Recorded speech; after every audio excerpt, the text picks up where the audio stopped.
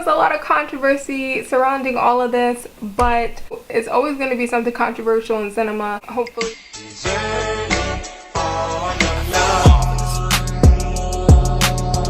Hey birdies, welcome back to my channel. So today I thought that I would do a get ready with me because I want to talk about a lot of things that have been happening in the cinematic world lately. Yeah, let's just get into it.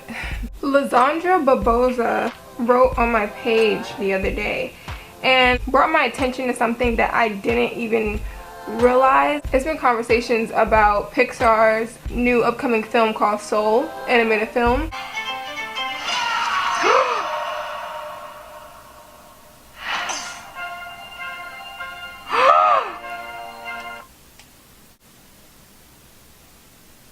Did he die? A lot of people have been saying that like Pixar now is showing racism, which I think is a really big term to use, especially talking about like Pixar, who has included a lot of minority groups into their franchises. But with this in particular, when they're talking about Soul, they're saying how it's the first time that a black man has, or a black character has been the lead in an animated Pixar film, and the minute that he becomes the like we see him for like 5 seconds in the trailer and then he dies, and we don't see him in his like natural, so he's not a black man anymore, he turned into this little blue spirit.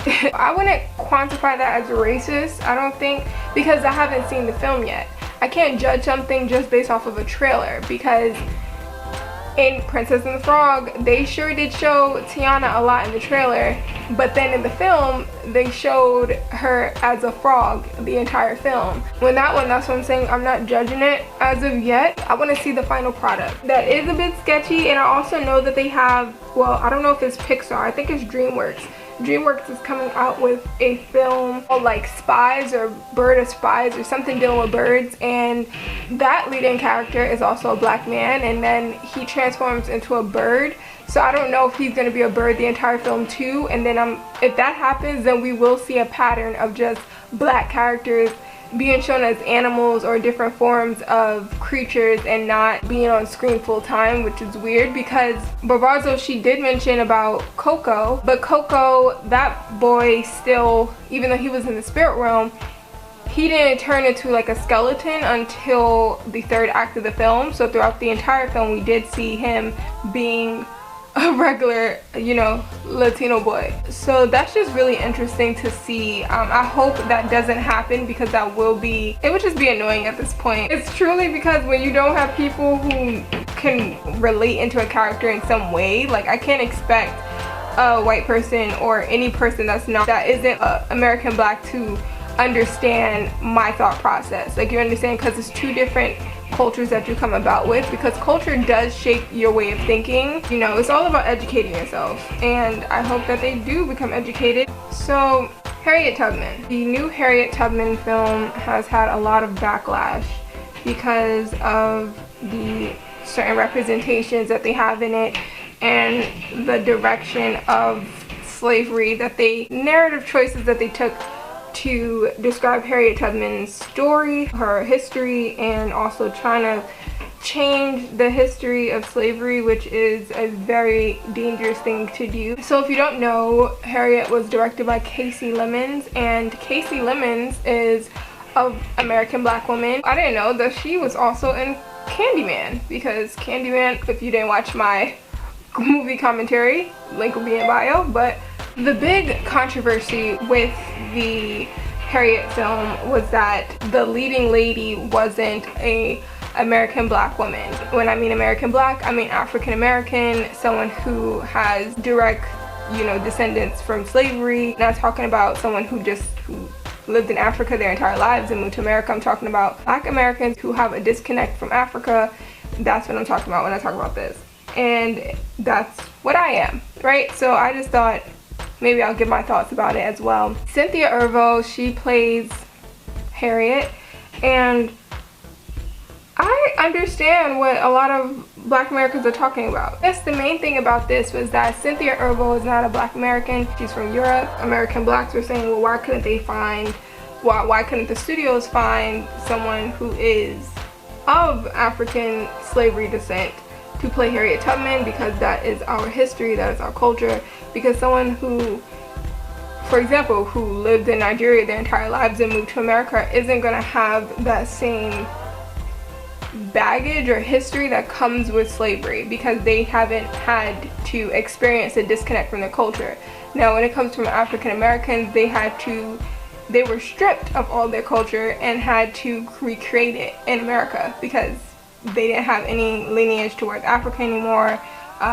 You know, they were stripped of their language, they were stripped of their identities, their names, they were stripped of it and had to recreate it from scratch. And that's why, you know, when it comes to the N-word and all that, that's why it's such a big deal, because it's trying to say, okay, you're trying to just erase African American culture that, you know, we have took so long to build and create something of our own. Within recent, like the media climate that we're in, Black has now become, well, American Black culture has now become very trendy, and a lot of American Blacks make that, you know, we get upset about that, because we're like, this isn't a trend. Like, we can't pick and choose that we're Black. We wake up in our skin every day, we wake up in our identities every day. Now, the problem I have with slave films is that they tend to just sugarcoat what really happened. And that's what they did in Harriet movie. They sugarcoated a lot of the atrocities that happened in slavery. So, for example, I didn't watch it. I'm not gonna really watch it. But I was told that there was a Black bounty hunter that had to go and find Harriet Tubman. Let me tell you, they had Black bounty hunters doing that. I mean, I'm sure it was like, you know, scared slaves who probably snitched a lot on other slaves and, you know, wanted to make sure that they survived. But they're not going to have a man having free range into, a Black man at that, having free range to just go and do that to a Black woman. That's not going to happen. Why is that an argument that, you know, African Americans will want an African American to play one of the most profound African Americans in history, like in American history? It doesn't make sense that that's an argument. And when I think of this, I think of like the Mulan film that's coming out, because Mulan is an actual historical person in Chinese culture, and so China has taken control of that whole new film that they're coming out with, which is why the trailer wasn't as like the same as Disney's animated film, because they wanted to control the narrative and not make it seem like it was all happy and you know, happy-go-lucky, because that's a real person of Chinese culture that they have. And Chinese women playing Mulan, they have really majority of all Chinese cast, and they're controlling their narrative so that to make sure that their culture is represented properly. And no one is boycotting that. No one is sitting there saying, oh no, you need a Japanese person to play Mulan, you need this, you need that, she should be able to, like, no one is saying that. But it only happens when it is a Black person's character, and then it seems like, oh, it's a free-for-all for everyone. So as I said, I don't really support most slave films, because they don't really show the true atrocities that happened with slavery, and they try to make it seem like it's this like little thing. I mean, you have Black women having to have their children stripped away from them to go nurse white children, to then have those children grow up and call them a nigga, just degraded. And it's even something that I found out, that pregnant Black slaves were sometimes stripped from a tree upside down and had their stomachs butchered, and where the fetus will fall out, and then the slave masters would just stomp on the fetus. Like, that's what I'm saying. Like, if you're not going to show the entire thing, because it's more than just, oh yes master, oh yes master, I'll go pick some cotton. It's so much more than that. So that's my issue with it. And I also think that Cynthia should have stepped down, because I don't think it was appropriate for her to do that. Just that it's so complex. Apparently Charlie's Angels flopped. I feel bad for them. The early 2000s ones, to me, I consider a classic. I think they did kind of make it corny. Like, from the trailer alone, it looked corny. So I can imagine like how that movie was gonna look. When it comes to like females and like trying to be empowered and you know, say, yeah, we can do this, we're badasses, we do all this crime fighting and all this stuff. I get it. But it's also about just showing it instead of constantly saying, I'm a female, I could fight, I'm a female, I'm badass. Like, just do it. Just let your art speak for itself. And I saw Elizabeth Banks, she posted something, I guess because people were upset that it was a female Bosley. I have no problem with that, but it's also about because she mentioned about like the Spider-Mans, how it's been over like 30 remade Spider-Man movies and no one's talking about that. People are going to be more critical of female movies, and that's just how society is. There's nothing really right now we can change about that, but it's just letting your art speak for itself. And I do think they did a cornier route. I don't think they really should have revised Charlie's Angels, because I loved the early 2000s one, so it's inevitable that it's going to be compared to that. And that one, I feel like it wasn't saying, I'm a woman, I do this, I can fight, I'm a crime fighter, I'm a spy. It was just like, you just had three badass women who went and did what they had to do, and the story was very creative and it was enjoyable. The TV show flopped horribly, and I was watching it on Amazon Prime and it was pretty bad. I'm so like, how did they direct that and think that it was actually going to be something, because it was horrible. Oh, I also wanted to talk about Watchmen. So I saw like the first 3 episodes. I mean, I know the Watchmen universe is already very weird, because even from the film, I know it's based off a comic, but like I'm talking about the film that was created. Dr. Manhattan was walking around naked.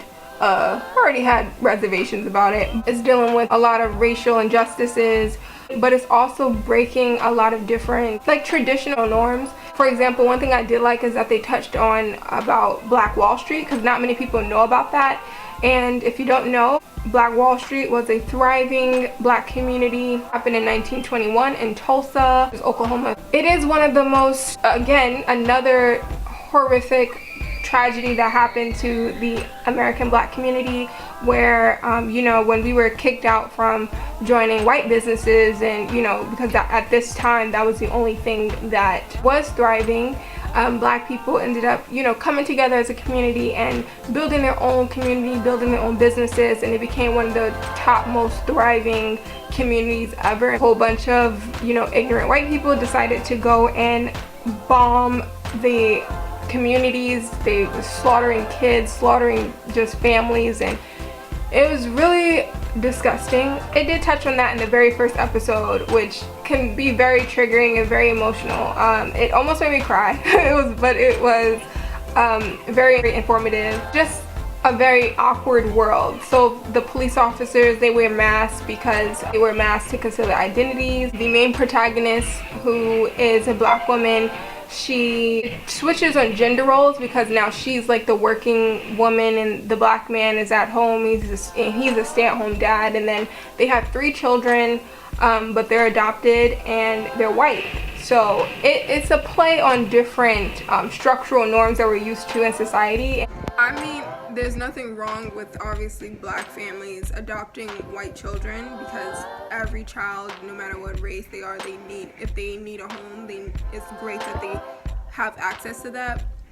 But if we're being honest, it is very rare for a black family to adopt white children than for like a white family to adopt a black child. So that's what I'm saying. It's like unconventional.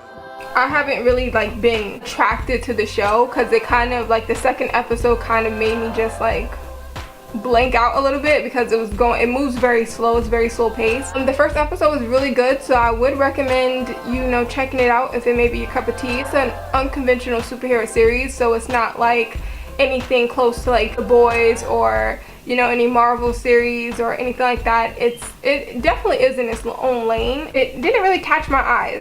Alright guys, so I hope that you enjoyed this video, and yeah, I just wanted to talk about these topics just a little bit, because it was a lot of controversy surrounding all of this, but it's always going to be something controversial in cinema. Hopefully one day that can change.